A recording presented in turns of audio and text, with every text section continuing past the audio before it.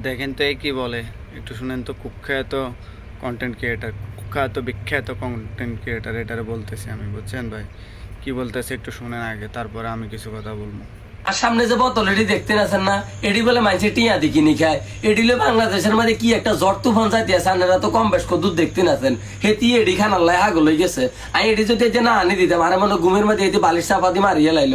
ইয়ার পরে দিয়ে এটি কোনো হারা তুই বেটা ব্লু ড্রিঙ্কস খাইতে পারতি না, তুই কিনলেগে ব্লু ড্রিঙ্কস খাইবার চিন্তাধারা করছস? এগুলো কিনলেগে কিনতে গেছস? 2 4 10 দোকান খুঁজে আনি এখন কিনে আনি, তুই বেটা এগুলারে ইয়ে করতেছস? বেটা রাফসান ভাইয়ের ব্লু, এটা সব জায়গাতে পাওয়া যায় না, এটা হচ্ছে ব্র্যান্ডের জিনিস, বুঝছস না বেটা? কই থেকে আসে খেত মার্কা এটা? শালা, এটা জীবনে খাইছে যে ফার্স্ট খাইতেছিস তো, ইয়ার লাগে তোর গলাতে মনে হয় একটু সমস্যা হয়েছে, ওই ডাক্তার দেখা যায়, বুঝছস? হাতুড়ির ডাক্তার দেখা। তুই যেরকম, তুই হাতুড়ির ডাক্তার দেখা, ভালো কোনো ডাক্তার দেখালে তোর কোনো কাজ আইতো না, বুঝছস ভাই?